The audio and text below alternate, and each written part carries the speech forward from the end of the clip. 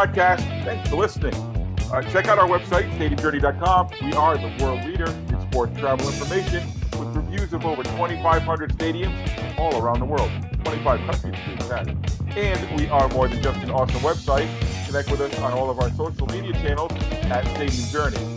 Now, if you're looking for the podcast, you can find audio version of the Stadium Journey podcast simply by searching HIAC Talk Radio Network wherever you look for your favorite podcast. If you're looking for video simulcast of the podcast, go to Stadium Journey's YouTube page. And if you're looking for our old, way back episodes, like the one where Lloyd was on originally, you can find those at vocnation.com. And remember, we record live every other Tuesday night at 7 Eastern at danlaw.tv. And we've got the gang all here tonight. Dave Cottney's here. Follow him at ProFan9. Mark Viquez can be found at Ballpark Hunter. The other guy, Dan Colachico's here. You can follow him at DanLaw83. And I'm Paul Baker. You can follow me at PuckmanRI.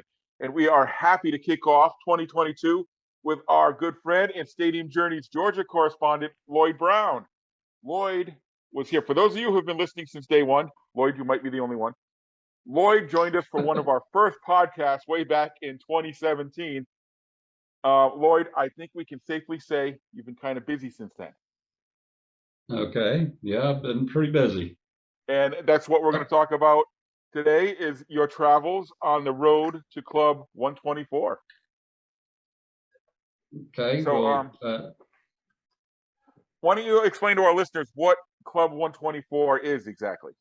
Okay. Well, first of all, Club 124 used to be Club 123 until this season. With the addition of the Seattle Kraken, there are now 124 stadiums and arenas, or there are 124 teams, and that compromises Major League Baseball, the National Hockey League, the NBA, and the NFL. Now, obviously, there's some stadiums that are shared between teams. MetLife would be one over in New Jersey, the other one out in LA, where you have the Chargers and the Rams both play. In the former Staples Center, for now. Well, yes. Well, yeah, that's right, next year. Well, we'll get into that. 3. We won 25 pretty soon. Yes. Yeah. So when did you decide that, you know what, I think I want to try to hit every single stadium in all the 4 big major league sports? When did this quest begin for you? Well, the quest really began even before I came to Stadium Journey, in that I used to go on a lot of their bus tours, baseball bus tours. And these are just groups of people who enjoy baseball, and they'll either be a certain region of the country, or you might do spring training. And so you're together for like a week, and you would travel from stadium to stadium. And so, for instance, in California, I did all of the California stadiums in one trip, rather than going from Atlanta, where I live, to the West Coast several times. I was going out, for one trip and getting all of the Major League Baseball stadiums in California. So there are ways that you can cut corners to save money. No, definitely. And where does your trek to 124 stand at the moment, Lloyd? I am right now at 121. Later this month, if the NHL, stays open despite COVID and the flights don't get canceled, I'll be doing UBS Arena in Long Island. I'm doing that the 29th of this month. And then in April, I am going to out to Calgary and Edmonton. And that will complete 124 for me. Wow. Amazing.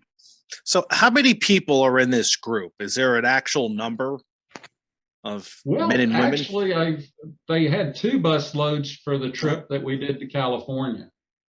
And so, you can sit there and sometimes people ask me what it costs. Well, most people are double rooms. So you're talking probably $800 to $1,000.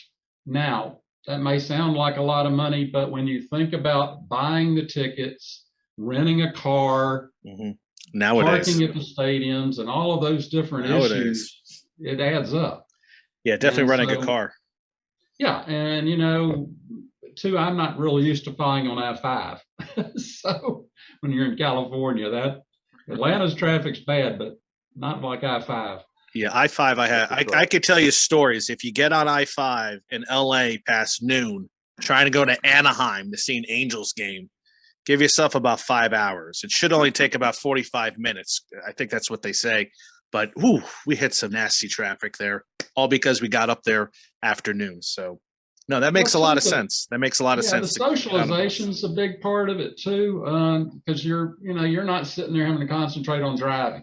So you get to know the people on the trip.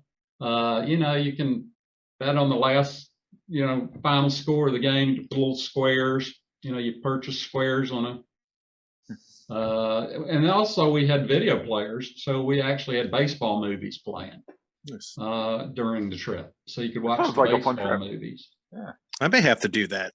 Has anybody else been on one of those baseball trips? Take a tour? Not me. No. Why not? I hate driving 8 hours to go look at a bunch of ballparks. I like going to the ballparks. It's just that 8 hours of driving. Well, there are shorter trips, say that would do Cleveland, Cincinnati, just a region. Pennsylvania would be thrown in there with Ohio. And so you're getting maybe 4 or 5 different stadiums in a trip. Yeah. But, with California, to me, it was just a big savings of money. I know they're out there. I'm on their mailing list for a couple companies that do like the I-95 corridor, or like you said, California or the Midwest there. Right. You know what the problem with those trips are? Is that you get it's one big price, and you look at that big price and go, whoa. Yeah. And you never I don't think any of us are really stupid enough to add up all the costs of what we do. Because if we did that, then maybe we wouldn't do what we do. But it's easier to say, well, I paid $40 for tickets there, and $40 for tickets there, and $60 for tickets there. But well, dear, I want to go on this bus trip. It's going to cost us about $3,000. Wow! Well, that's what my wife would say. Yes. The price would be less if you have 2 people in a room. I'm usually a single. But too, you got to think right now what rental cars cost.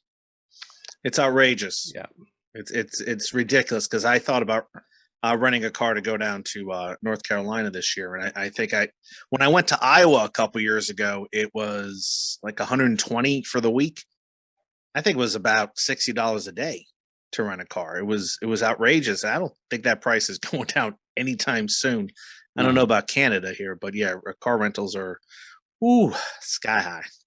It's always higher up here. Yeah, plus the gas, which has gone down a little bit where I live. I don't know how long that will last. The other thing that, baseball lends itself to it because there are games, almost every day of the week. Now, the other thing I did to kind of try to get a lot of things done at one time, for instance, you mentioned Staples Center. In a 2-day period, I got all 3 of the teams that play in the Staples Center. There was an afternoon matinee game, a hockey game, and then a second basketball game. Oh, nice! Wow. Yeah, so, that's very I've done plenty of that where you just do an afternoon, multiple basketball game, and then the hockey game at night. Usually, it's always the hockey game at night. Is that? But in the same building, that's pretty cool. Yeah, Evansville did that. Bradley University did that. Yeah, they get a bunch of workers to put wood and they work like mad. I mean, I think they hire just to get that done for those couple days. They have to switch it up on that same day. But I'm with you, Lloyd. If there's a hockey game, if there's a basketball game and a hockey game at night, I'm doing that, because you're saving hotel, you're saving time, you're opening up the door for something else. It's definitely a good time. So I guess the question I have, Lloyd, have you ever just flown out to a game and flown right back? Like, just go out there and come right back. That's what I'm doing the end of this month. In Long Island. It's an afternoon game at UBS Arena. It's like at 1. Okay. I'm flying in Saturday morning, go to the game. We're having a group get together before the game, and then I'm flying out that night. Okay. Wow. Well, if you want to meet my buddy Brian Markham's father in Bayshore, Long Island, he'll show you a good time. So let me know. I'll get the hookup. Vinny and Tony will come up and pick you up. They'll show you around. Get you a good slice of pizza. Okay. So Lloyd, I'm gonna start off with the downer, I guess. So of all these spots that you've been so far, 121, which ones did you have expectations for that were just not met? They just were not nearly as good as you had hoped or thought, or Well, Let down. I think really one of the most recent ones I've done, and actually it's one of the two new NFL stadiums. And we're talking about Las Vegas. Mm. Really, when I went out there, what it is, it's a shrine to Raiderdom. Everything in the place is black, silver, or white. And I'm talking the bathroom floors, the walls in the bathroom, everything black, silver, or white.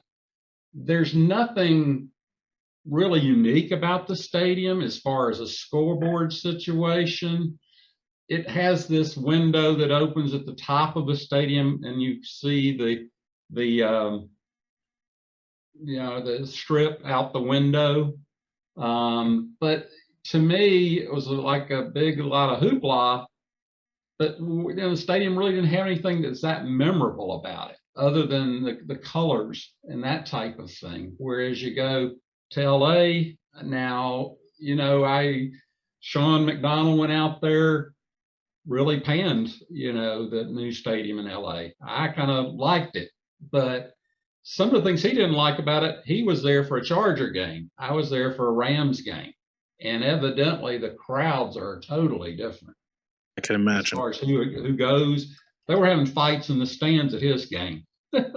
My game, everybody was really, just consumed with the game itself. You didn't see any fights in the stands. So, it was really kind of a tale of two teams at that stadium. But the scoreboard there is just unbelievable. And I think so. Sorry. So I mean, you just rolled into another thing that I was thinking about kind of beforehand. So you brought up Allegiant Stadium, which is home of the Raiders, SoFi Stadium, which is home of the Rams and Chargers. Each of those cost I think the cheaper one was $1.9 billion, and they're located in two of the biggest money markets that there are. Not that Las Vegas is a huge population market, but the money behind everything Vegas with the casinos and everything, it's just so huge. So conversely, we've got like the Buffalo Bills who are looking to replace their stadium. And then even in the past, we've got St. Louis, which was essentially priced out of the NFL. So when looking at Buffalo, do you think that Buffalo has any chance? And you got Mercedes-Benz right behind you, which is another example. Big market, big money. What chance do the Bills have of actually getting a new stadium? What do you think? I really think that they're making the biggest push they've made so far. One of the things that people don't understand is that Buffalo has the only NFL stadium in the state of New York. And so some of what they're talking about, when I was up there, they were talking a lot about it. And what they're trying to do is get some state money. And, they're sitting there and the state's not necessarily wanting to put that kind of money out. But I really think the team, the people that own the Bills also own the hockey team in Buffalo. The Pergulas, I'm not sure if I'm spelling it right. Pegula. But Foolish. Okay. Well, anyway, and you're talking about a somewhat old arena there in Buffalo, and I don't think it has to be. Well, I just think the Buffalo Stadium. I mean, it's past. It's the football or the arena we're talking about. Well, the football stadium. Yeah, the football stadium. That's about 50 years old. Rusting and cracking in the concrete and that type of thing. It's time for a change. They have such harsh winters there. I had thought they already had a plan in place. I'm sorry. There's talks. And I guess my main point there is they're not talking about building an indoor, roof stadium. No, they don't want They that. want to just have a decent football stadium. I don't think they're talking about anything nearly as elaborate as, say, Atlanta or, any of the other dome Indianapolis. stadiums. And, frankly, the people in Buffalo deserve a decent stadium. Those, they have a rep, for, being pretty wild bunch there. Yep. Yeah, and here's the thing. They want it built in Orchard Park, I believe. And Yes. Buffalo's winning. It's exciting to be a Buffalo Bills fan. First time in, God knows how long, 1999. So this is a good time to push for a new stadium when you're winning, when you're battling for a division, when you have a marquee quarterback. Perhaps we can see one within the next 5-6 years. Except against your argument there, I don't think the attendance is as fluid in Buffalo as it is in some other markets, right? Like, Jacksonville or even Atlanta. I mean, I watched some of the Falcons game the other day, and I was like, wow, look at all those empty seats, right? In Atlanta? Are you kidding me? but Buffalo, Never mind. I don't think Buffalo's attendance is as fluid. Like, it always seems to be bringing in the people, whether it's whether they're in first place or whether they're in fourth place or what. But I guess I just have a hard time seeing an organization take a step back, right? Whereas we've seen it. We've seen the arms race. Well, this stadium is 500 million, and then the next one is 700 million, the next one is 900 million, and then we're over $1 billion. Is Buffalo going to be able to, and whether it's in Orchard Park or whether it's in downtown and whatever, I think they've kind of closed the door on the downtown idea. But can Buffalo say, well, I know that like that $4 billion stadium in Los Angeles is amazing, but we're just going to build a nice $800 million stadium, right? Like, well, is that possible even? One of the big issues that's a lot different is that in Buffalo, they already own the property. The parking lots around that stadium are where they would build a new stadium. So there's no acquisition cost there. When you talk about LA, they had to buy that property. You also have to make that stadium earthquake proof. Even if you didn't do the huge thing, it's really expensive to build in that market because of the earthquake regulations. So there's a lot of expense that's tied up in property acquisition, that type of thing. Whereas that's one of the things Buffalo would have already. They own the land already. So it could really be devoted to the actual stadium itself. I think Buffalo should have something a little bit, maybe not like fully enclosed, a little bit more enclosed, so you can have some of those Bills Mafia guys like jump off the upper part of the stadium and land on tables right in the middle of the field. How exciting would that be? Don't laugh. That already happened there. Guy fell out of the upper deck and landed on people. In Buffalo? Yeah. Oh. Well, the Falcons were there this last Sunday, and it was snowing, it was icy, and guess what? Those fans were loving every minute of it because they knew the Falcons couldn't play in the snow. Of course, they can't play in the dry land either.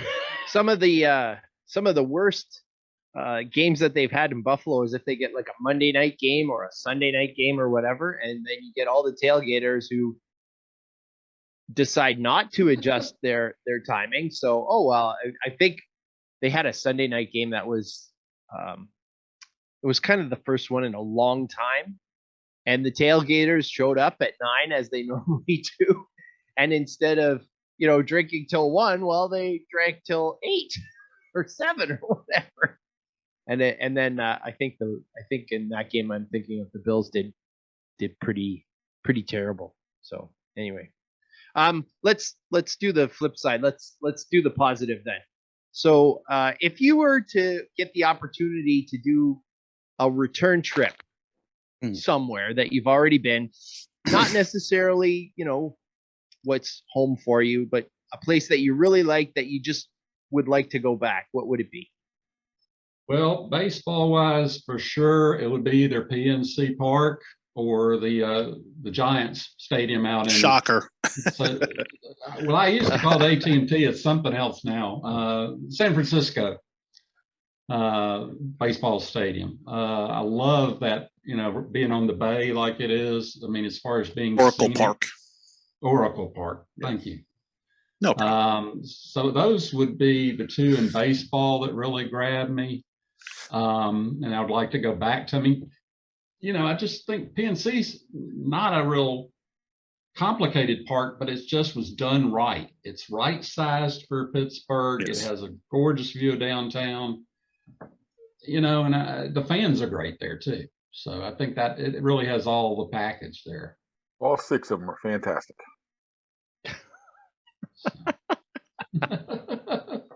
So, do you have any place that you think was really better than the experience that you had? Like maybe you just didn't go on a good day, or the crowd was light, or do you have any ones that you think probably deserve like a do-over? Well, now a lot of the games I go to, it's cheaper to go during the preseason. And so you really don't get that full feel of the crowd because, a lot of season ticket holders are not there. People that are at the game are not people that are usually at the games. They don't do a lot of the hoopla prior to the game. So a lot of that part's missing. So, I think really would lean towards doing things in season rather than the preseason if I had to do it over again. But for instance, I went to, did San Francisco, I did the Golden State Warriors, got on the train, took it down to San Jose, did the Sharks hockey game the next day. And the day after that, we had the 49ers game. So that was a terrific. That's a great trip. Well, that's what I'm saying. You have to really, pull those schedules out and see what works. Oh, yeah. Mm-hmm. We all know that, correct? No, but that's not news to anybody. I'm doing that right now. I'm seeing how Lloyd and Madison and the new Lake County Dogs all fit in to a nice little optimist. Trip. Yes. Oh, yeah, definitely. So, Lord, was there any place you went to where you had an issue with the flight, weather that canceled your would-be visit? No, pandemic, perhaps? I've been very well. Yes, the pandemic. Ding, ding, ding, ding, ding, ding, ding. Can you say 2020 and 2021?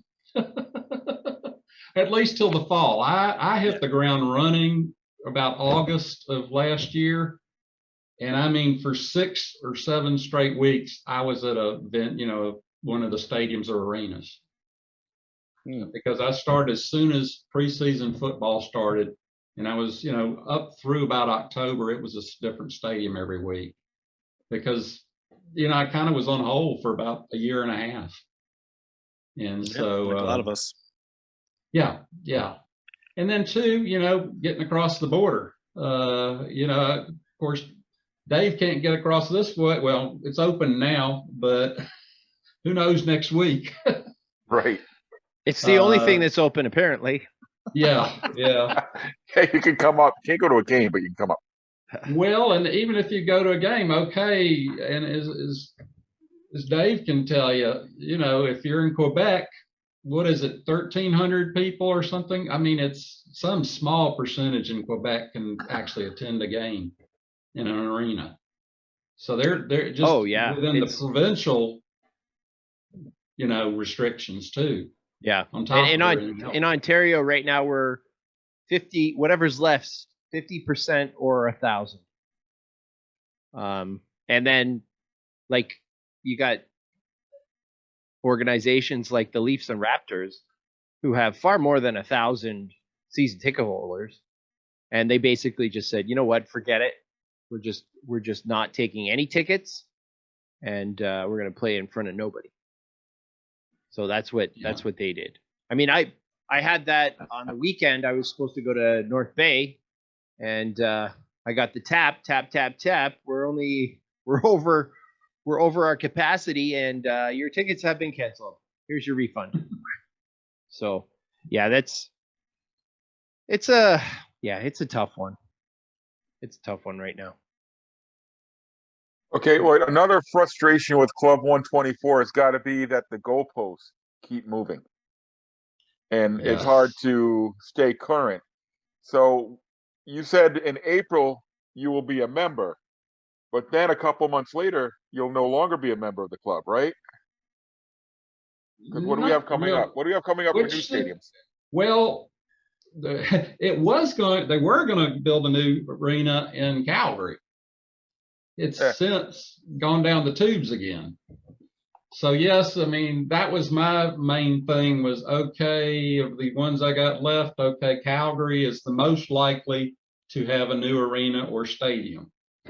But in the last month, it's all fallen apart because the understanding between the city or the development authority of the city and the owners of the team, evidently there's something they were going to add on because of, I don't want to say climate change, but it was something about climate change and making the new building be, a green building and so forth. And they were going to make the team pay for the greening of the building. Whereas the team said, we're paying for the basic building. We're not paying for all these add-ons, that the government has added to it. So that was where the main thing that I understand the bone of contention is. And then the ongoing saga of the Coyotes has got to keep you up. Well, yeah, I mean, if I had to go back to Phoenix, no big problem. I've heard, I'm trying to think what city, they're all right together. Tempe and all those things are right Tempe together. is where they're supposed to be. Just get them out of there. Get them out of the desert. We'll see. Bring them to Quebec. That's never what I was about to say. I know, but I can wish. I've been to Quebec City. I would love to go, and they have the arena already built. You can still go, Lloyd. You can go watch junior hockey, or take in some other events. Hey, you know the old Colisée where they where the Nordiques played? They used to play. I think they just tore it down maybe about a year ago. Oh. Do you know what they used it for after the Nordiques left and after they built the new thing? A Canadian Tire store. Nope. No. It was the top training ground for the Cirque du Soleil. Oh, really? Okay. Yep. They would do all their training and pre-show stuff there. Yeah. Okay. Now here's my question, Lloyd. When you travel, do you ever say, can I go to a sporting event, or could you travel someplace and not see a sporting event? Because that's like me. When I travel, I want to see something. And my wife's not always agreeing with that. She wants to go to Vegas. She doesn't want anything to do with sports. What about you? Well, I mean, prior to doing all these arenas and stadiums and so forth, I used to be in a walking club, a hiking club. And I have actually done walks in all 50 states. Okay.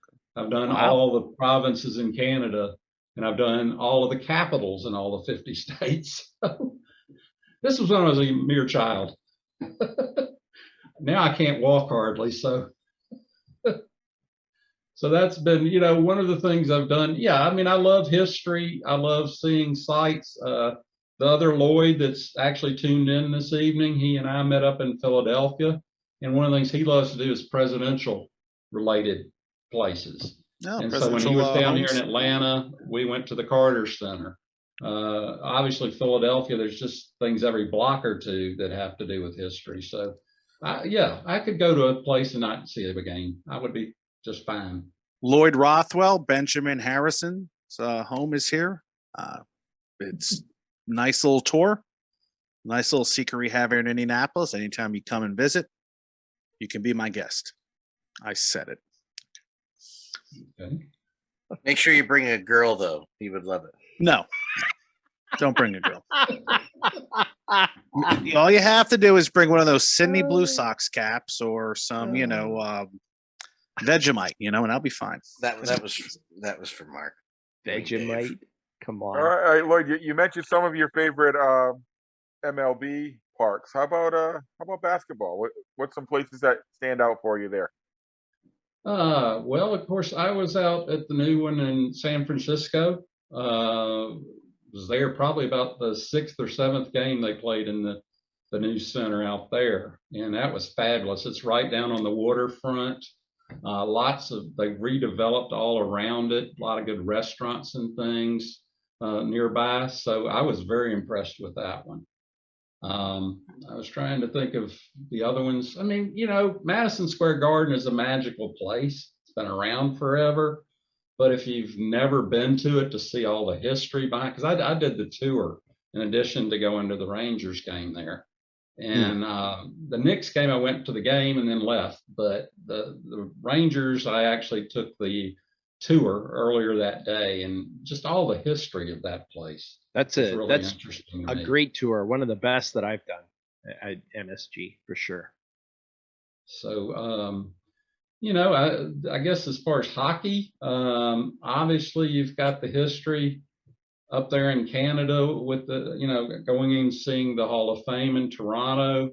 Also, going to Montreal, that was, exterior wise, I was like, gosh, it looks like an office building. But, when you got inside and saw the history of the place, it was very, very interesting. Now, the other side of the coin is the most contemporary one is, of course, Climate Pledge out in Seattle. And that was really different. I mean, when you have real ivy, not plastic ivy, growing inside of it. Wow. The ice is the rainwater that fell off the roof. And they're really, they mean business when they talk about that being, a zero impact on the environment type situation. Just, all the things they have listed, they've done to cut down the imprint, the carbon imprint of that place. So do you think that Seattle then could be like a maybe not quite a Camden Yards, but like that influential arena where a whole lot of things change after that one's built?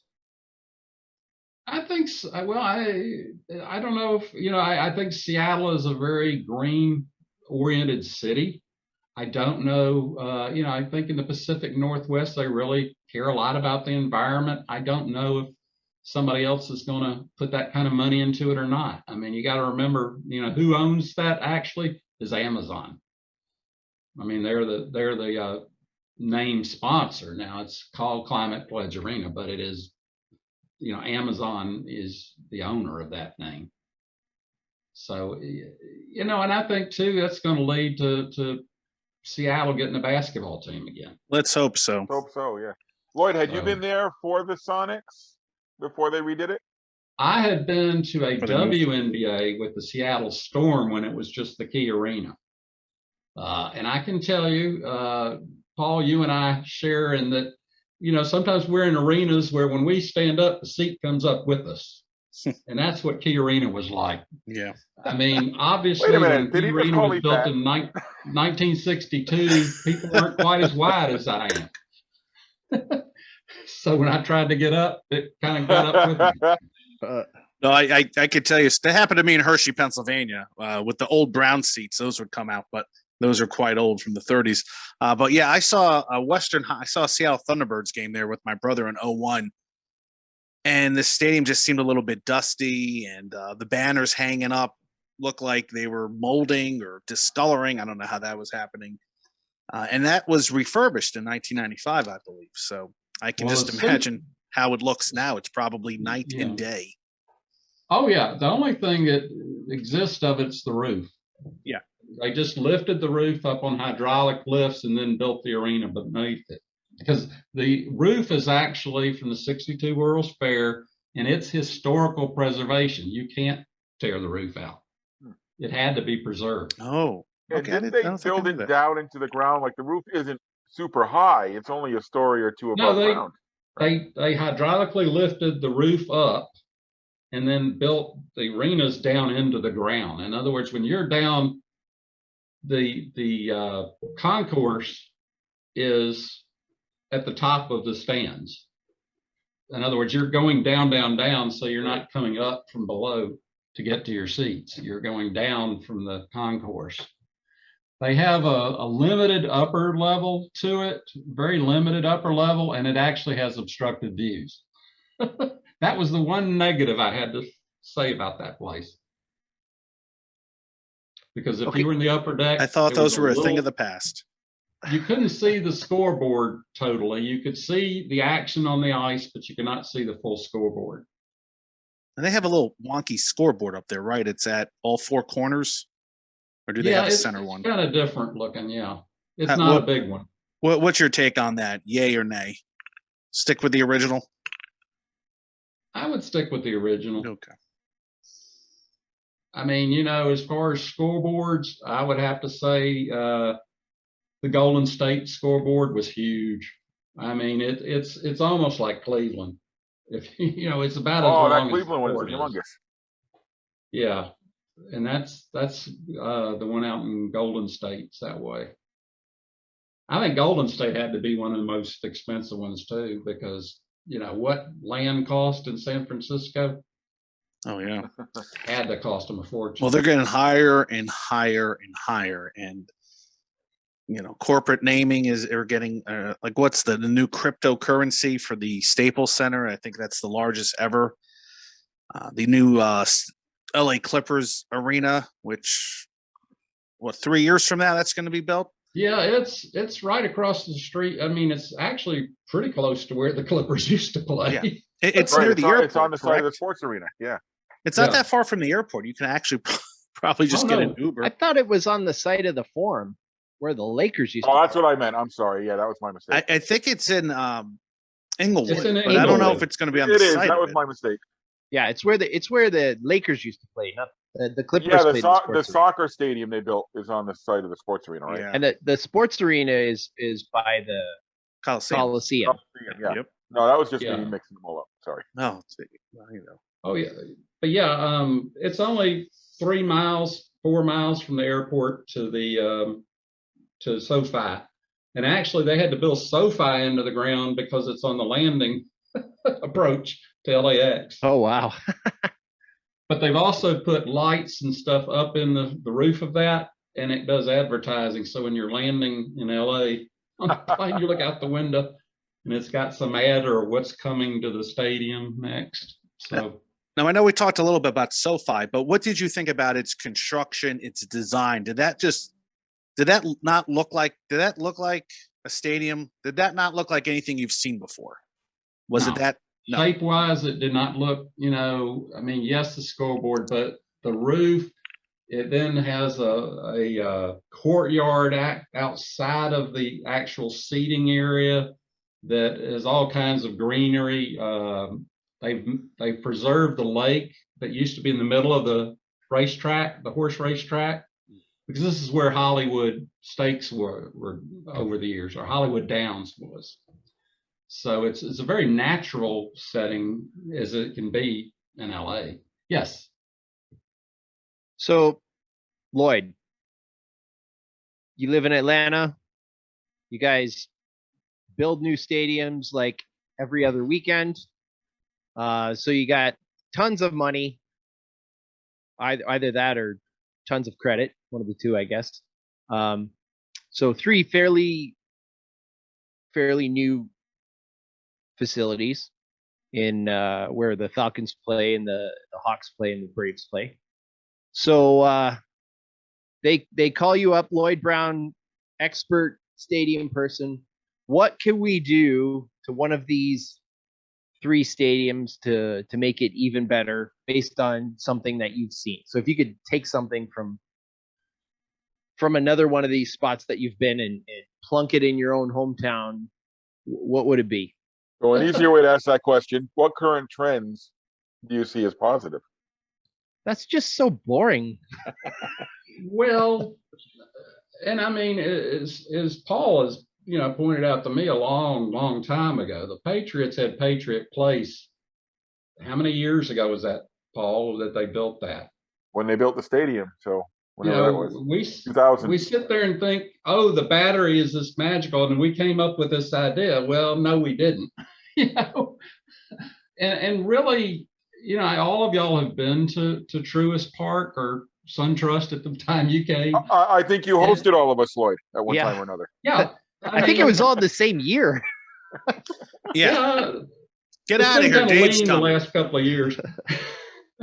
But anyway, I don't think that Truist Park, in and of itself, as far as the baseball stadium, I don't think it's anything more magical than Turner Field was. It's in a lot better area of town, and there's something to do before and after the game, but I don't think the park itself is that much better. I think a lot of it's very much similar. I mean, you've got, the restaurant out in right field.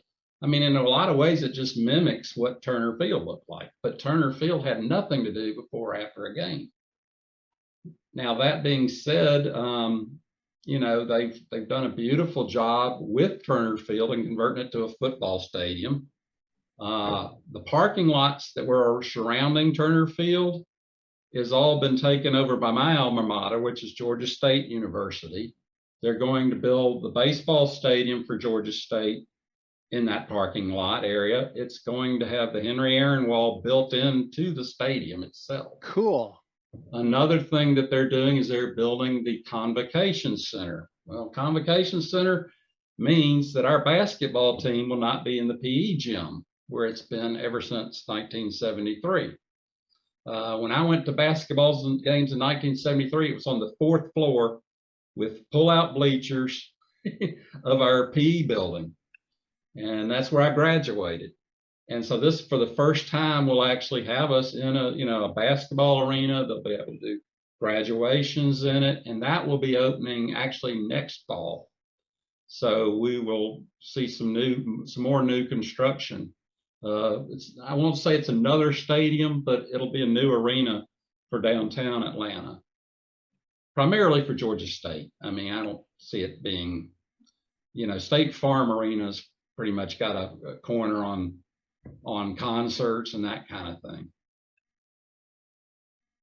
Well, that'll just help them compete in that area because it's such a crowded scene in Atlanta. So now Georgia State will have its own presence. Well, and you've got students. You've got tons of apartments down there now. So you've really got, a population actually living in that area and then commuting from that area to the school. The school is only about 3 or 4 red lights from the stadium. So to get back to Dave's question, Lloyd, right? So you've been everywhere. You're Johnny Cash. What trends do you see that are good in recent stadiums, in the new places you've been in, the multi-billion-dollar stadiums? Well, I think an area that's near and dear to you is concessions. Is this ordering from your seat? Yep. Now, a lot of the things right now with COVID, they're either delivering it to your seat or you order it on your app, and then your app will go off and say your pizza's ready. It's over at aisle 3, 113 is the closest place, and then it's ready for you. So you're not getting those huge lines in between the periods. Nice. Yeah. So I think that's helping a lot. They had an Amazon store within this new arena in Seattle, and you go in, it looks like a convenience store, and when you pick it up off of the shelf, the sensor goes off, and it will tabulate your purchase, and you have already pre-entered your credit card there. Oh. So you just basically, it's already scanned your product as soon as you took it off the shelf. You just walk out with it. Yeah, the garden has that now. Yeah. Grab and go out, so they don't have to staff it. I mean, there's some staff there, obviously just to explain how it works, but so I see concessions being one area where a lot of the newer stadiums are being a little bit more inventive. Yeah, I see a lot of the grab and go, that, convenience store, bodega type of atmosphere. I'm just getting a little sticker shock. When I went to Milwaukee to see the Bucks at Fiserv Forum, I think it was $14 for a craft beer. And I like myself a craft beer, but Man, $14. I can get 2 of those across the street at the local brewery, yeah. Good City Brewing at the Deer District. I'm just shocked that people are willing to pay those prices for 14. Oh yeah, I I guess was I'm a there little for the fool. Marquette game, And it not was just the for same a thing. beer. No, it's They're about 3 willing or to pay 4 that beers. multiple times. Yeah. Sorry, Lloyd. I don't like a beer that much. But I guess that, obviously everything's gone electronic as far as scanning and so forth. Some of the things are really fast. Some of them aren't. I've got some where you've got the guy, just trying to aim the scanner, and their security guard, it's hired for the day and trying to get them to scan people, whereas these other systems are much quicker to go through. So I think those are the main things that I've seen is use of electronic processing to get you through and out back into your seat a lot quicker. Okay, so is there a downside to all this technology? Like a lot of people really are not happy that physical tickets and ticket stubs are a thing of the past. How do you feel about something like that? It's not ever been a big thing to me. I mean, I've never been one to collect ticket stubs, but I can certainly understand people that do. I know, we deal a lot with the ballpark chasers, and that's a topic that comes up every baseball season about not having a paper ticket. But it's not something personally to me makes a difference.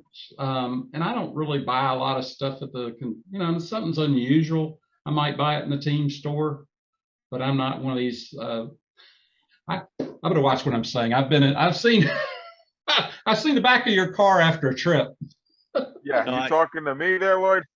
I do have to interrupt. There was a couple that did a video from Japan. I forget the name of the stadium. But when they go to the stadium, they have an option to print out tickets. Once you enter, they can give you an actual ticket for your collection. Because I'm one who collected tickets, and you're right. It sucks not to have that ticket. It's nice to be able to click it, but I don't have a Milwaukee Bucks ticket. It's on my Apple Wallet. Well, that's not going to do me any good. So I'm sure we'll see. I'm sure maybe that exists already, where you can just print out a ticket. They'll probably charge you a couple bucks for each ticket, but you'll have your ticket. Yeah, I think there's some individual teams that do that. I forget which one. I saw somewhere they were saying one of the pro teams that'll print it out for you, but I can't remember which one it is. Might have been Pittsburgh. I'm not sure. Believe it or not, that's one of the few things what I take away is photographs. I mean, those are my memories of the photographs. And you do a fantastic job with your photographs, Lloyd. If any of our listeners ever want to check out some of Lloyd's work on the site, some of us are good writers, some of us are good photographers. Lloyd, you do both, Lloyd. Your pictures are outstanding. Well, I use an actual camera. I don't use a cell phone. I mean, as you can tell, I'm not the most technologically advanced person in the world. So, there's just something. I mean, it's a point and shoot, but it's got a good telephoto on it, and I just something I've always enjoyed. All right, so conversely, are there any trends that you've seen in the new places that you're not a fan of, besides the sticker shock, obviously? Yeah, the sticker shock, I guess, would be the main one. I can't really think of anything right offhand other than the price, being so high. I mean, I usually get my tickets on the secondary market, and some of the times that works really well, and some of the times it doesn't. I mean, getting Ticketmaster to interact with with StubHub or Ticket Monster or whatever, because it just depends on the city. Because I think it's Minneapolis. They have all the Minneapolis teams have their own ticket system. I forget what the name of it is. You may know, Mark. I forget anyway. It doesn't interact with all the others. You got me there. I don't know that. Because I know when I did the Timberwolves and the Twins, that those tickets you had to get through a different ticketing system, and I can't remember which one it was, but yeah, I could tell you this: with Milwaukee, I had called up the box office and asked how much the least expensive tickets were, and they said go online to Ticketmaster. So they just told me to go to Ticketmaster. Don't bother us. And I'm like, so I go to Ticketmaster, and you get secondary market tickets.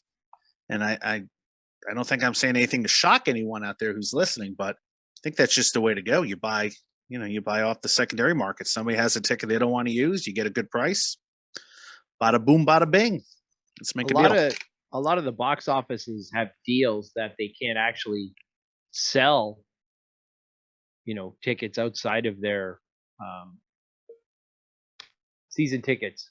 Like it's all licensed to Ticketmaster or whatever. So they could sell in person, but I mean, who sells in person in any of the big four anymore? Baseball, maybe. But to take phone orders from, Joe Guy who wants a ticket, no, they won't do that. Yeah, no, minor league baseball they'll do that, but yeah, the big four, nah, it's a dying art. It's a dying art. All right, so go ahead. I'm sorry. Okay, just one of it's kind of interesting as far as the tickets is the Predators, Nashville, is that you have to put in your zip code when you try to buy tickets from there. And the reason why they will be real restrictive in what zip codes they will sell a ticket. Now, when we lost the hockey team, they'll sell one to me who live in Atlanta. But what they're trying to do is prevent, say, a Blackhawks team. Okay, Blackhawks fans travel. Yeah, they do. And they don't want to wind up having more Blackhawks fans at a Predators game than the locals. So, that was sort of interesting to me. I've never seen a team preempt out-of-town fans. No, I can tell you when I went to see Nashville, it was about 50-50. You had 50 Blackhawk fans, 50 Predators. And a Blackhawk fan will tell you it is cheaper for us to leave Chicago, drive to Nashville, get a hotel, and see a game here than buying a Blackhawks ticket. I don't know if that's the case anymore, but this was during their Stanley Cup run. Those 3 years of those 4, 5, 6 years, and they could say the same for Pittsburgh fans going to Columbus. Very cheap to get a ticket there. If you're a diehard, it's not a far drive. So I don't necessarily agree with that. I think you should sell to whoever wants a ticket, but maybe there's a reason to that madness that Nashville does. Now, they wind up being a better team. That's the only one I'd ever heard of doing that. Yeah. But, I don't know. I don't know if other teams do that. Well, one thing I like about Nashville fans, they'll tell you stories. They always get a lot of visitors from Montreal, St. Louis. They'll tell you the Montreal fans are the worst. They are so obnoxious. But the St. Louis fans are very nice. It makes sense. Makes sense to me. You don't have to go to Nashville to find out Montreal fans are jerks. I know. But Nashville's just a fun place to see a hockey game and a fun place to hang out afterwards. So I get it. I know plenty of Montreal fans. Do you agree with that sentiment? Yeah, they're jerks. Yeah. But that same rationale is why Red Sox and Yankee fans always head down to Baltimore. It's cheaper to go to a game in Baltimore than it is to see in your Screw hometown. you, Vince. All right, so Lloyd, I want to wrap up our conversation. I'll take it off of sports for a minute. Since you've been to so many different places in your quest here, what are some of your favorite places to visit? Favorite cities to go to? Oh, well, I find Pittsburgh to be one of the more interesting places. All right, thank you very much, Lloyd. Good night. No, I'm just kidding. If you've never been there, you have that impression it's a steel town, it's dirty and all that kind of stuff. And there's so much going on in Pittsburgh on the water, the museums, the architecture, great sports town, great restaurants, great food. So I would say, I could go to Pittsburgh and never go to a ball game, and I would have a good time. So I would say, Pittsburgh would definitely be one of those cities.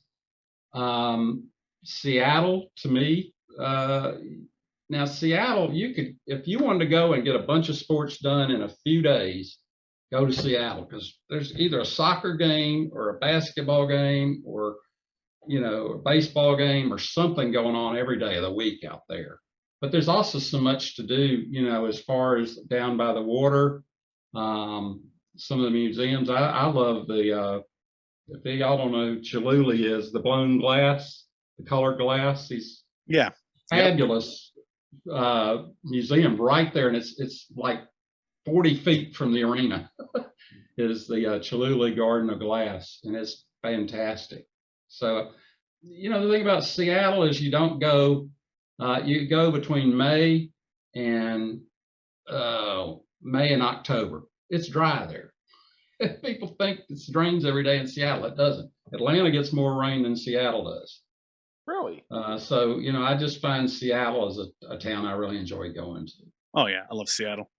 So my mother-in-law is from, and wife and I love it. She just loves overcast clouds and skies and rain. So if we could, we'd move there. But I don't know. And Sue, we haven't really mentioned it all about transportation, but Seattle's got a fantastic light rail system. You can take it from the airport. You don't need a car in Seattle. No, you can't take it from the airport. Yeah, and Portland has even a better light rail system. But yeah, Seattle, just hop on that light rail system. It's not that expensive. Like in New York City, it's about $3.50 each way. It's like $5 for an all-day pass, $6. I mean, it makes perfect sense. And you're right. You hit all those marks. You pass by the Mariner Stadium. Oh my goodness! They changed the football stadium. They keep changing the name of it. So I'm going to call it Quest. I'm going to call it Safeco. That's not the name of the stadium. So, but it goes all the way up to University of Washington too. Yeah. You pass everything, and then you take. I think it connects to the monorail, right? It does. Yeah. So you have to actually get off the light rail, get on the monorail, and it drops you right in Seattle Center. Yeah. You know what? I may just look up a trip and check out the new hockey team with that. Come right back. They're very upset, though, that the team hasn't done as well as the Vegas team did its first season. Well, the NHL GM's kind of smartened up. Yeah, I think so. Well, that happens like every 50 years in the NHL. A team makes it their first year, obviously year one. And then 1967, 68, St. Louis made it. I know they're in the Western Division, but hear me out. And then, of course, Vegas. So it's like every 50 years, an expansion team, a first-year team makes the Stanley Cup. Yeah, my review is still up on the site. I was there the first year of the team. So somebody needs to go to Vegas and do a review. It feels like had anybody go to Vegas. It feels like there's a lot of people I know that have gone to Vegas just to see hockey. I have one of my coworkers is going to Vegas, and her husband or fiance is a Pittsburgh fan, and they're going out there partly because it's Vegas, but partly because they want to see this new arena or newer arena. So it's amazing how people are like saying, "Hey, let's go see a hockey game." Like that's just part of the thing to do now in Vegas. So who knew? Who knew 10, 15 15 years ago Vegas would be a hot spot? It has a very Vegas pre-show. Yeah, I was going to ask you about that. Game. I hope so. Yeah. Do the Raiders do stuff like that too, or no? Al Davis's ghost would not want it. It could be Vegas. Well, I mean, for instance, this is how much Al Davis wanted to stay the Raiders and so forth. They have the field where they actually wheel the grass in. Okay, from outside the stadium, it's on a tray. They roll the grass in. He wanted a natural grass field for them to play on. Okay, UNLV plays on AstroTurf. So, Al Davis is this traditionalist that believes football needs to be played on dirt and mud and real grass and grass things. Does UNLV still play on the old school AstroTurf, or do they play on that new synthetic field? No, they play in the new stadium. They only use the bottom level. Oh, really? So they have two trays to wheel in and out? They have, I don't know what they do on the AstroTurf. It may be up underneath the stadium, but there's literally this tray that they roll out on this hydraulic. It's almost like railroad. Oh, okay. Well, that's good insight. They wheel it out. They water it outside. It gets the sun, and then they wheel it in for the games. So that was kind of interesting. Do they do that in Phoenix as well? Yes. Phoenix was actually the first one that did that. Yeah. Well, all right, Lloyd. We're coming up on our hour mark, so that's where we're going to call it. Thank you so much, man. It's been great traveling the country with you virtually here. Okay, well, usually this is where I ask our guests to, pimp out their social media sites, but I know you don't have a big social media presence. No, I do Facebook. I would just encourage folks to go to our Facebook page. That's what I was gonna say. So I don't Twitter. Stadium journey, yeah. Yeah, I'm old school. That's all right. That's all right. You're better off. You're better off, and I wish I was a little more old school a lot of times myself. So, Lloyd, thanks for joining us and sharing your travels with everybody. We really appreciate it, and it's great to have you back on the show 5 years later. Okay. Well, maybe I'll get the soccer stadiums in next. Who knows? There you go. What would that be? Like Goals. Club 150? Well, I've done about 8 of them. So maybe MLS will be next. Who knows? There you go. We'll save that for the next time you're on. Okay. All right, Lloyd. So that's, folks, that's all the time we have for tonight. Once again, thanks, Lloyd Brown, for joining us, and thanks to everyone out there for watching or listening. We're just going to roll right into the outro here, if you don't mind. Dan, where can our listeners follow you online? Dan Law 83, all social media platforms. And Mark, how about you? Where can our listeners find you online? Ballpark Hunter on Twitter, Instagram, and YouTube. Check out my throwback series beginning this Thursday at 6 p.m. Be there. Be there. Be there or don't. Dave, where can our listeners follow you online? At Profan9, Twitter and Instagram. Obstructive Views, check out the Hershey Bears is our latest. And in the hopper, we got the Columbus Blue Jackets coming up. So I was going to say we recorded another one, didn't we? Check those out. Hey, Mark, you got a new project coming up? I thought I saw you touting that. Oh, yeah. Throwback series. I'm taking some old videos off the VHS tapes, and I am putting them onto digital platforms. So we're going to go back to Greer Stadium in Nashville, Albuquerque Sports Stadium. We're going to check out some roller hockey International, going way back. Atlanta had a team, too. New Jersey Storm, New York Saints at Philly. I found some old Ivor Wynn videos of me, London Werewolves. So, yeah, we got some old videos, and I have plenty others, including a Minnesota Thunder game at the Metrodome back from 2003. So I just have to it's on one of these things. I have to get a converter. So we're going to see Mark in a less follically challenged era. Yes, you're going to see Mark with some hair and maybe not always with some long sideburns, and sometimes with some pimples, or yeah. I'm glad I don't have those big tapes, because I would have the big white boy afro working back in the day. There's actually a video of me from Ottawa, and I'm smoking a cigarette. I'm thinking, oh my God, I used to do that. So I'll let people know not to put a disclaimer there. It's like, why was I? Be sure to check that out at Ballpark Hunter. Should be fun. And you can follow my Stadium Journeys on Twitter or Instagram at PuckmanRI. And remember, if you're looking to find Stadium Journey content, go to the website, stadiumjourney.com, where you will find all of our 2,500 stadium reviews, news items, and other feature stories. Connect with us on our social media channels at Stadium Journey. Audio versions of the Stadium Journey podcast. Search HIAC Talk Radio Network wherever you look for your favorite podcast. Video versions of the podcast can be found on Stadium Journey's YouTube page. Our old episodes, you can see us all much younger when we have more hair, right? Less grays. At VOCNation.com, and our live stream every other Tuesday night, 7 Eastern, danlaw.tv. We'll be back in 2 weeks. That will put us at, if I'm doing my math correctly, January 18th. We'll be joined by one of ESPN's Premier Hockey Federation play-by-play voices, Sam Fryman, will join us to talk some women's hockey and talk about his hometown. Dan will like this one, Philadelphia. So once again, thanks everyone for your support. Thanks again to Lloyd Brown for joining us tonight. With Dan, Mark, and Dave, this is Paul with you. Safe Stadium Journeys and close games. Hope to see you on the road again real soon. Be safe out there.